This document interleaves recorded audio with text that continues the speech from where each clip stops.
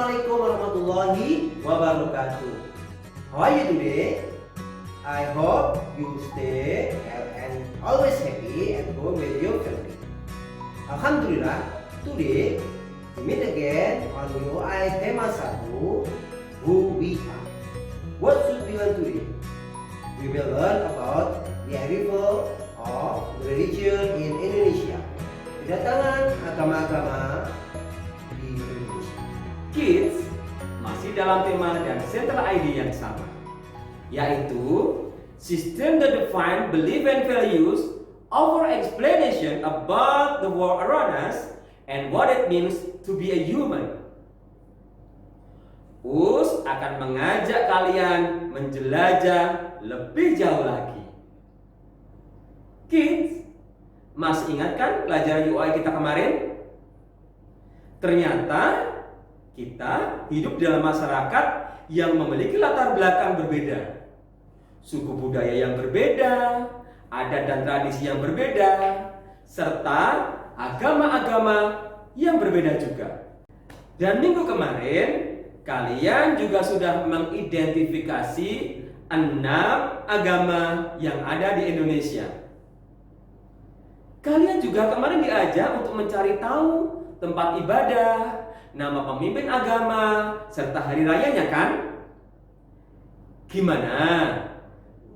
Pak Sam yakin knowledgeable kalian tambah luas. Kids, berbagai agama yang ada di Indonesia ini tidak datang secara tiba-tiba loh.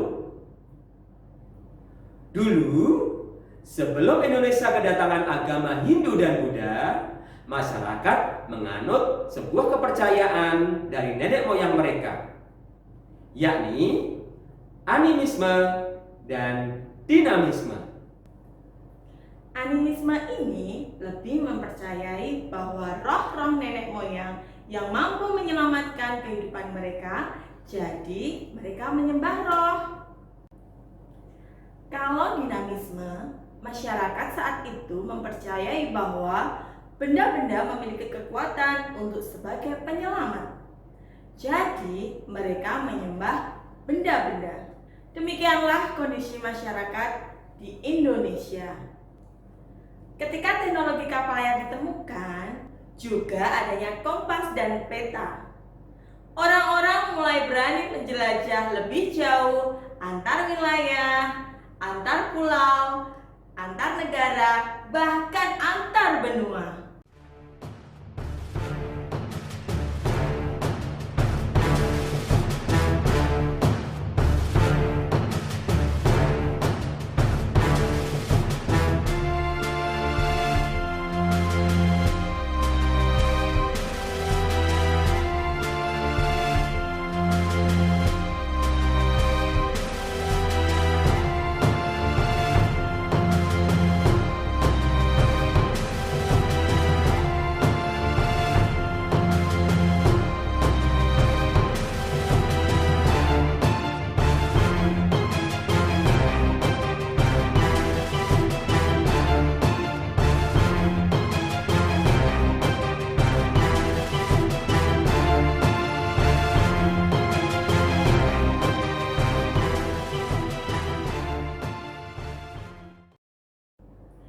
Teknologi, kapal, kompas, peta.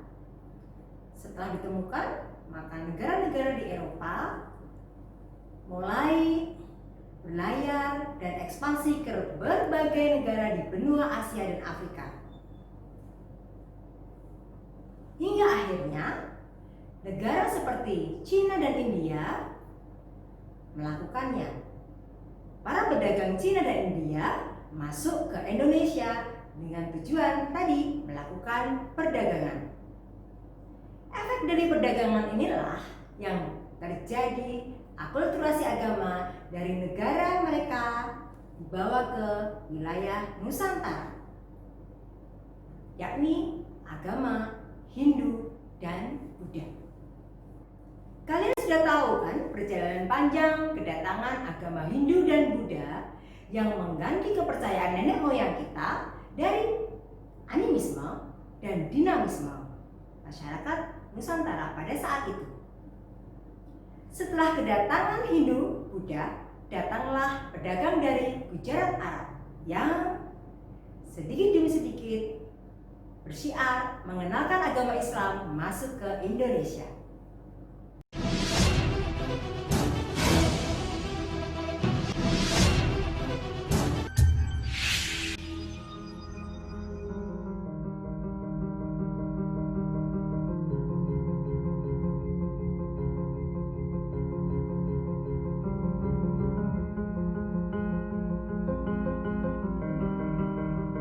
Sejak zaman kuno, wilayah barat Nusantara dan sekitar Malaka telah menjadi wilayah penting bagi para pedagang dari Cina dan India. Hasil bumi dari Nusantara menarik minat banyak pedagang. Pala dan cengkeh yang berasal dari Maluku dipasarkan di Jawa dan Sumatera untuk kemudian dijual pada pedagang asing. Pada abad ke-1 sampai 7 Masehi, pelabuhan-pelabuhan penting di Jawa dan Sumatera sering disinggahi pedagang asing. Pelabuhan yang terkenal yaitu Lamuri, Barus, dan Palembang di Sumatera, Sunda Kelapa, dan Gresik di Jawa. Berdasarkan berbagai cerita perjalanan Cina, dapat diperkirakan bahwa sejak abad ke-7 telah ada koloni-koloni Arab di barat Laut Sumatera, yaitu di Barus. Namun belum ada bukti yang menunjukkan bahwa pribumi Nusantara telah masuk Islam. Diperkirakan para pedagang Arab ini hanya berdiam untuk menunggu musim yang baik untuk berlayar. Baru pada abad-abad berikutnya, penduduk pribumi mulai masuk Islam, yang bermula dari pribumi yang ada di koloni-koloni pedagang Muslim Arab itu. Saluran Islamisasi Nusantara.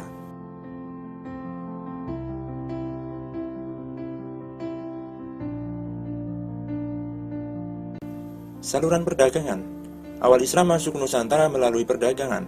Para pedagang Muslim dari Arab, Persia, dan India banyak yang bermukim di pesisir-pesisir. Kekayaan yang mereka miliki sebagian digunakan untuk membangun masjid-masjid dan mendatangkan para mullah-mullah, dan akhirnya terbentuklah komunitas-komunitas Muslim di daerah pesisir. Saluran perkawinan. Dari segi ekonomi, para saudagar Muslim memiliki status sosial lebih baik dari kebanyakan pribumi, sehingga penduduk pribumi, terutama putri-putri bangsawan, tertarik untuk menjadi istri saudagar-saudagar itu. Sebelum menikah, mereka diislamkan dahulu. Setelah mereka memiliki keturunan, lingkungan mereka makin luas. Akhirnya timbul kampung dan daerah Muslim. Saluran pendidikan. Semakin meluasnya komunitas Islam, muncullah pesantren-pesantren yang diselenggarakan oleh para ulama. Dari pesantren ini kemudian muncul para ulama-ulama yang kemudian berdakwah ke tempat-tempat lain untuk mengajarkan Islam. Saluran kesenian. Kesenian juga menjadi saluran dalam penyebaran ajaran Islam. Kesenian yang paling terkenal adalah wayang, yang menjadi alat bagi Sunan Kalijogo untuk menyebarkan Islam. Selain itu, ada berkembang pula sastra, hikayat, babat, dan lainnya, seni bangunan, dan seni ukir.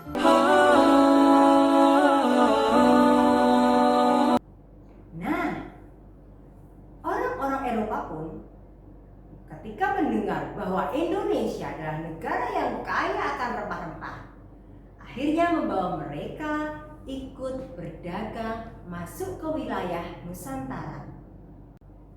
Efeknya, berkembanglah agama Kristen dan Katolik yang dibawa oleh orang-orang Eropa tersebut. Itu tadi sejarah kedatangan agama-agama di Indonesia. Nah, Kit, karena kita hidup di tengah-tengah masyarakat Indonesia dengan keanekaragaman ini, bagaimana ya sebaiknya sikap kita terhadap penganut agama yang lain? Ayo, siapa yang bisa menjelaskan? Nah, kids, di negara kita beraneka ragam budaya, suku, dan agama, bagaimana cara kalian agar semua umat beragama tetap hidup rukun dan bersatu? Kirimkan opinimu dalam bentuk video 2 hingga 3 menit. Lalu share ke kelas 7.